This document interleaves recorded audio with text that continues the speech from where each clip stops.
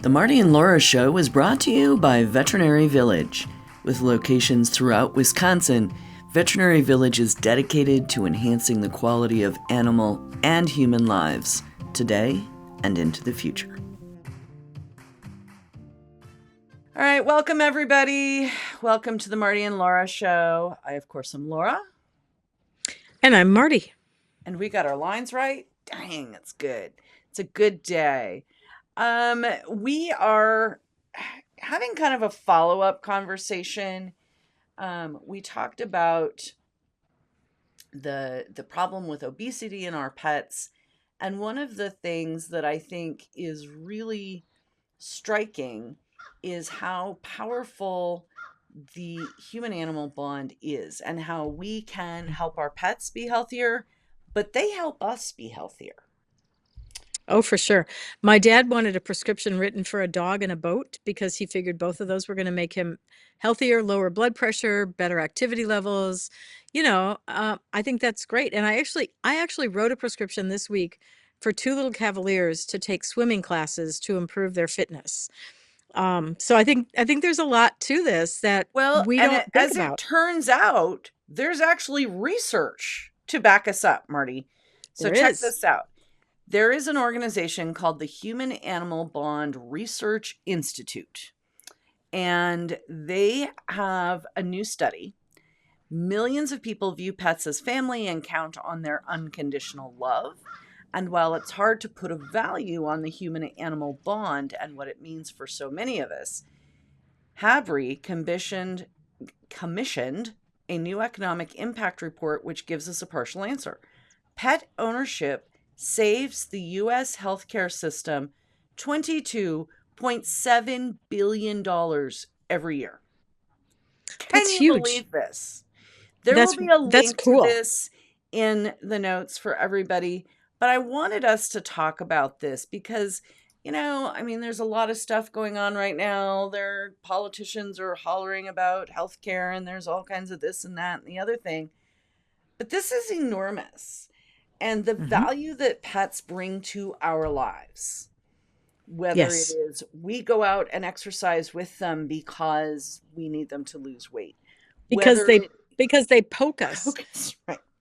Whether it is the companionship, whether it is the social activity where we actually go into public with our pet, right? Where we might otherwise be cave-dwelling hermits like myself.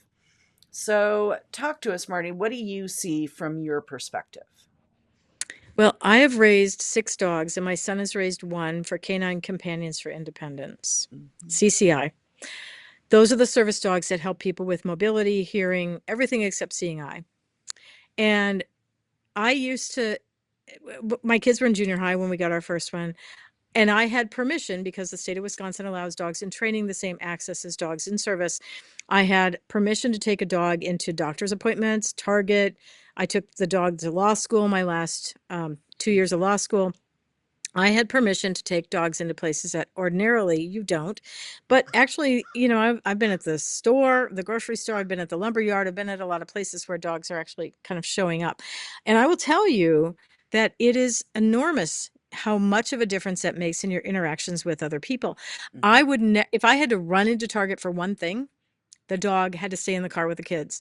If I went into Target for one thing with a dog, it would take me 45 minutes to an hour to get back out the door, because everyone would stop us and want to talk to us and ask about the program. And I actually had one dog that was placed in a family with a young man who had a disability because they met us at Target. So it's truly incredible what these dogs do for you socially. They are a social lubricant. And I love that word because it helps you to understand, or that term, because it helps you to understand that these dogs open pathways to conversation that ordinarily you would just walk past the other person, you would kind of ignore them, you'd look the other way, you wouldn't really interact with them.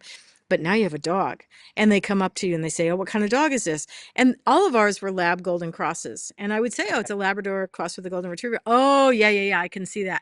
No, you can't. First generation looks like a lab. Don't tell me that. I've been in veterinary medicine for 30 years. I know what this is supposed to look like. This is not what a golden retriever looks like. But it nevertheless, it opened a pathway to conversations, and they tell you about their dog, and they tell you about their family, and they tell you about all these things that you would never have had the opportunity to discuss if it hadn't been for the dog. I see people in the store with dogs I'm pretty sure they're not supposed to have in there. The little dogs in their bag or the little dog in the shopping cart. I'm like, Mm-mm. not really sure the grocery store wants you with this in here, but I'm not going to be the person that reports you. It's not my problem. Lumber yards are a little Don't bit take it more to the lenient. deli, is all I'm saying. Yeah, well, at one point, my first dog, picked up a bunch of bananas it was sitting in a basket on the floor because they were overripe. The dog picked up this bundle of bananas, and I'm like, "Well, we'll be buying those because Eh. your little mouth has just touched those," into the grocery cart. He would Oh my shoplift. He God. shoplifted a pig ear. He was a shoplifter. It was kind of embarrassing, but he tried to shoplift. I would pay for the things. It was too embarrassing not to. But it is interesting. He would go under the rack where the clothes were. I mean, it was interesting. We would take the dog to church. We would have people that would, at the end of the church service, turn around and say, "Oh, has the dog been in here this whole time?" "No, I just sneaked him in the last 5 minutes." "Yes, he's been here the whole time, and you almost put the pew or the kneeler down on his tail. So thanks for that." And they would look at me and say, "Can you train my kids to be this good in church?" "No, no, I cannot. You I have cannot. my own challenges with my own children. I'm not training yours." Yep. So Dogs dogs are are better than truly, children. oh, Sorry. well, yeah, but you can give them a chew toy and the kids are usually Yeah. squealing Yes. and the dog is Yes, this is quiet, my just not point. knowing. Yeah, just don't take a You'll squeaky notice toy into which one church of us because has it's children and annoying. which one of us does not. That's all I'm going to Yeah, say. exactly. But it is truly amazing what these dogs can do for us. And so, yes, they get you out of bed in the morning because you have to get them out Hmm. to go potty. Yep. They get you out on a walk, even if the Mm. weather isn't nice. You're still out there. You got to just bundle up How and many go. men do you know that consider their new puppy a chick magnet? I'm just saying. Oh, the vet students, when we were in vet school, we were the second class to graduate from Iowa State from the building that we were in. Iowa State is the oldest veterinary school in the country, Right. but we were the second class to graduate from the new building, which was off campus. And the guys in our class would pick up their surgery lab dogs and they would take them to campus and hang out on Central Campus because that was far away from the vet school, so that the chicks would be attracted to them because these were Chick guys. I mean, magnet. at that time the class was 25% women, 75% men. Of course, that's not the case anymore, but they would use Almost the puppies or reversed, the isn't dogs. it? Yeah. Oh, absolutely. So they would use them as a chick magnet because that was the only way that they would ever see women, because we were off campus with all these men and a couple of women, and some of the women weren't, they didn't That dress wasn't what they were well. looking for, man. No, Just not what no, they were looking no, for. no, they Um, needed more help. yeah. So, okay. So, social life is a big part of it. Exercise, big Absolutely. part of it. Mental Absolutely. stimulation, mental stimulation. Sorry, stimulation and relationship all kind of rolled into one there. Yeah. Yes, it Mental did. stimulation because you have to. Like you Yeah. said, I am someone who deals with autoimmune disease. There are days that if I did not have a puppy lying next to my head, I would not get out of bed. I just Hmm. wouldn't. And Hmm. that puppy wakes up at 5 a.m. I crawl out of bed no matter how crunchy I am, and I put Get that up. puppy outside. Right? Yep. And so this is a thing for across the board for Yeah. people with large and small health issues, right? That it Right. keeps them moving. Right. But And I also sometimes think it's the only thing you want to talk to. yeah, Sometimes you don't want to it's talk to almost anybody always the only thing I want else. to talk to, You Marty. don't want to talk to anybody on the phone. You don't want to talk to anybody at the store. You just want to talk to your dog. And dogs can learn hundreds of words, hundreds of words. So Or we're not giving our inflection dogs at enough any credit. rate. Yeah. Well, yeah, there is that. But we need to give ourselves the benefit of the doubt. But there are days that's the only thing I want to talk to. Like, I just go home from work and I'm done. I don't Mhm, want to talk to another human. I don't want to talk to my mhm, husband. I just mhm. want to go home. And my dog is like, "Hey, okay, you're right. Let's have a conversation." And I actually was telling this story this morning. I had a staff member at one point who, when she went to euthanize her cat, it was pretty difficult for her. as it always is. And one of my staff members said to her, "Oh, did she said to the staff member, she said, this cat helped me get through a lot of things." And she said, "Oh, you mean like not getting invited to prom?" She looks at her and she says, "No, I mean because my husband beat me." I'm like, okay, well, that brings a whole nother perspective to the conversation. Is this cat was the true constant in her life during a time that she was struggling with the relationship she was in. And a lot of women in particular, not just women. I have to be careful that I don't just include women in this But it's true. because other people can be abusive. Domestic But violence. yeah, in any a violent situation, sometimes the person won't leave the house because they can't take the pet with them. There's not a shelter for them to go to, and they will not leave the pet. So we have to understand that emotional connection is so strong. In fact, Purina, the American Kennel Club, a couple different organizations have created the Hmm. Purple Leash Project. And Right. I think AKC's the Red Hat. I can't remember. Anyway, there Hmm. are organizations Hmm. who have, because this is such a well known and well documented problem, that Hmm. people who are suffering in situations of domestic violence will not leave the violent partner if there are pets involved.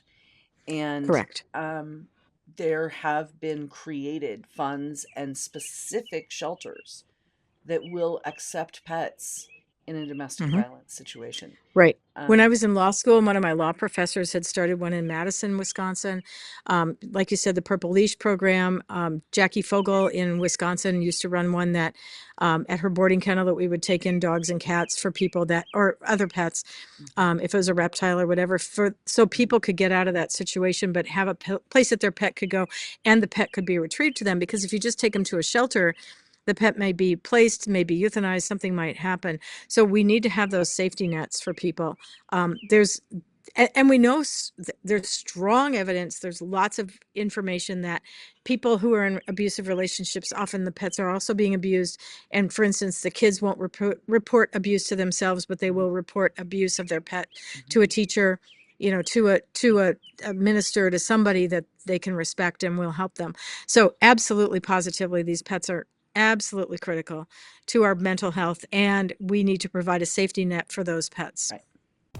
Doggett simplifies the puppy buying journey by connecting families with the perfect breed and responsible, health-verified breeders. They are the only breeder marketplace that verifies health clearances and responsible breeding practices. Through their personalized puppy matcher tool and matchmaker services, they educate and guide buyers every step of the way, ensuring a seamless process and a perfect match for their lifestyle. From initial breed consultation to introductions with top breeders, Doggett makes responsible puppy ownership easy and stress-free. When we talk about we are making our pets live longer, we're giving them healthier lives, right? That's a goal here. But they're giving us healthier lives and helping us live longer. Oh yeah. And I think that right, synchronicity is a big chunk of what's involved.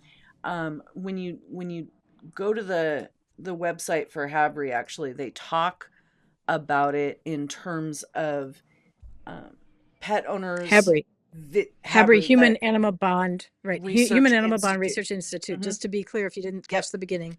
Yep, and I will make sure that there's a link because there's a lot of amazing information at this website, Mhm.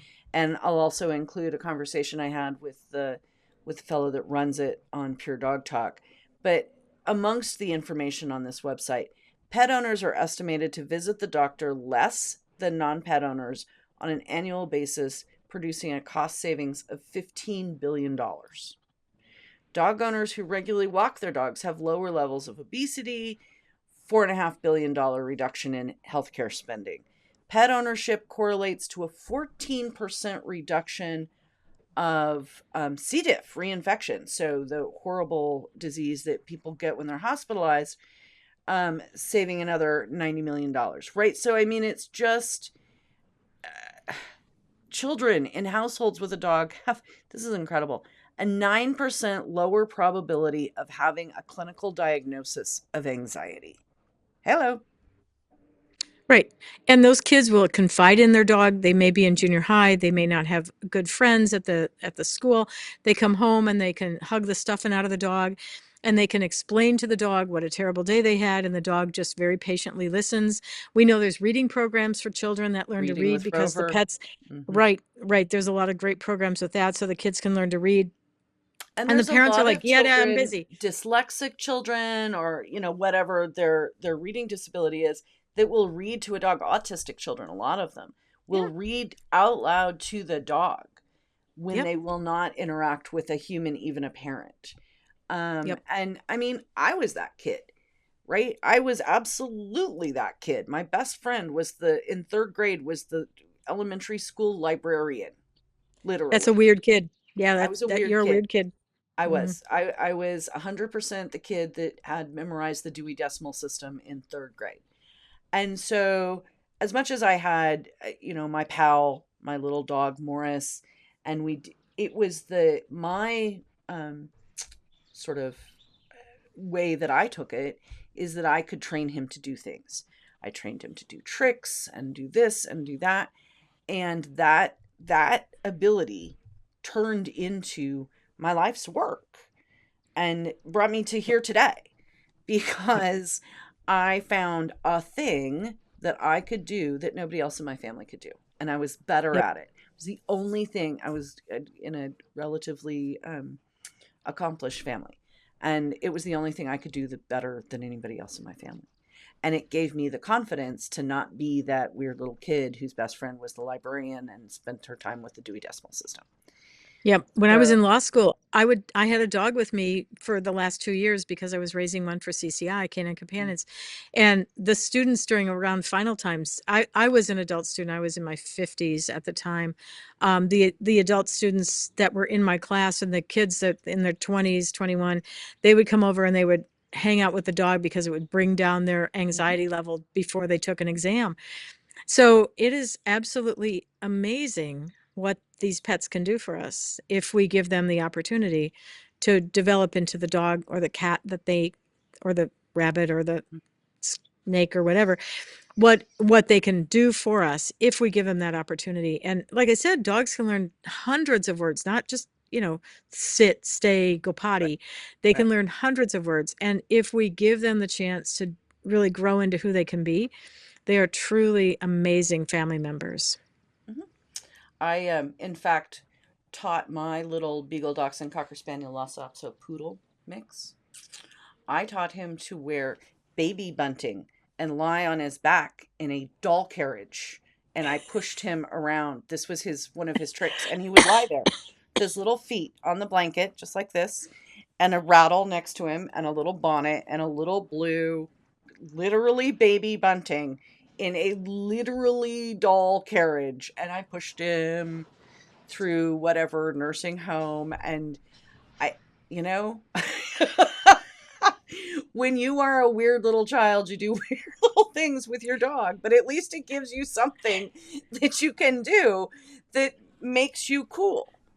And And, I'm just going to you throw know, this out there is that nursing homes are really isolated yeah, from the rest of the world. There yeah. aren't young people there. There aren't dogs and cats there. So I used to take my two children when they were babies, my Hmm. three cats, and my one dog. Oh, I did it again. I would take my kids, my dogs, my one dog, my two kids, and my three cats to the nursing home. I would load everybody up. I'd put cats in harnesses. I'd put them into carriers. I'd put the dog on a leash. I'd go to the nursing home, and the babies and the dogs and the cats would interact with the people who were at this nursing home, who really didn't have much other things to do other than watch Wheel of Fortune at 6 o'clock and fall asleep in the chair after dinner. But I'm going to throw this out there: if you have a dog training class and you're looking for a place to do your dog training, call your local nursing home and see if they have a community room that you can go into for your dog training classes. Because number one, your pets get to see different people with walkers and wheelchairs and all the things that they need socially. Number two, Socializing. they clean the floor up underneath the chairs. The people are done eating so that, the staff doesn't have to sweep the breadcrumbs off the floor. And third, it gives you a really good place to train where these people otherwise have really got severe social isolation. And I will tell you that there was nothing more rewarding than watching people interact with those dogs and those cats and the kids, because they don't have anything else other than the people who are giving them care. Well, and I think that, Marty, that's a really good segue into sort of a final piece on this, talking about, there's lots of things that we do with our dogs and our Mm-hmm. pets, right? One of the things that we can do is any dog of any breed or ancestry can be registered through TDI, Therapy Dogs International. Correct. And you can have a purpose and create a purpose for you and your dog. I don't know if they do cats, but your dog for sure, to do this sort of thing: visitation in Right. hospitals, visitation in nursing facilities, a lot of this sort Children, of where children are too. children's hospitals. Yep. Because of all of the information that's at at the HABRI, at the Human Animal Bond Research Institute, we know how much these dogs mean to people, not just us, just to Right. humans. And Right. the amount of joy and peace and laughter and whatever that they bring to people is truly moving to me. Right. Right. I would hear stories about people and I used to have a dog like this, or I used to have a cat. You would hear all these stories. And if you took the time to listen, you would learn a lot about people. Mhm. The other thing is, I wrote a number of years ago. So if anybody wants this document, I wrote a document about the things that you should do to take your pet to a place so that they're safe. And that includes having your dog current on Bordetella vaccines, because Mm. Bordetella is contagious to humans. Kennel cough can be contagious to Oh, wow. immunocompromised people. If you're taking your dog into those places, bath them before Yeah. you go, so they're Yes. clean, they're not spreading Mhm. bacteria or viruses or parasites Mhm. or any of those things. So, Mhm. look to an organization that, like TDI, you have Mhm. to have current vaccinations. Your veterinarian has to examine the pet. They have to And sign off on it. there's things they have to do. There's tasks they have Oh to yeah. be able to do. They have manners they have to be able to do. They need a canine good citizen test, Right. all that kind of thing. So it's a project for you and your dog to do together, right? Yep. So it gets both of you Very out of the cool. house. It is something that your dog, I believe the dogs find it rewarding. I It think they really know. is. No, I almost, I don't know, not every dog, but so the Spinoni particularly that I work with, I know have been used as therapy dogs, like specifically as therapy dogs after major like federal incidents, like the shooting in Las Vegas, Right. like the air airplane crash that was at the Reno airfield, and they know what their job is, and so Right. They help kids in court, when mhm, their kids are testifying in court, if children need some emotional support. They're truly amazing. But do the stuff your veterinarian and the TDI organization expects. Keep their vaccines up to date, because they can be contagious. Make sure they're clean, they smell good. When I took my dog to the dentist with my kids, they would always get a shower the morning that we went, so that they were clean, didn't smell bad. If they had people there with allergies, they would be minimally allergic to the dog because it was mhm, clean. So, don't try to skate by on that stuff. If you are truly responsible in this relationship you're having with these organizations, do all this stuff. And like I said, I'm happy to send you the document that goes through all yeah, this we'll put stuff. that up. And I think you actually just hit on another hot button. Sorry, we're doing kind of a wandering version of this. Emotional support dogs. It's a thing. Yes. Like everybody's got one. I've got an emotional support dog so I can rent this apartment building. And yeah, they probably are your emotional support dog. God knows mine are. But there is abuse of that I would like to Mhm. put in a note of caution about. Yes, I understand that this is Yes. your emotional support dog. I get it. I used to threaten Kim with getting him a vest that said he was an emotional support person for Logan because he had such serious separation anxiety. Like, I get it. Okay. But you can take that too far, Yeah. and you can ruin it, a situation for people who actually really truly need to Yes. have public access dogs that are working for them doing service work. And it's really important that people understand the difference in those Mhm. items. So could you maybe throw on your attorney ball cap here for half a second? Yeah, so don't ask your veterinary professional or anyone, your a mental health professional to sign paperwork when it's not truly a dog that's trained for that purpose.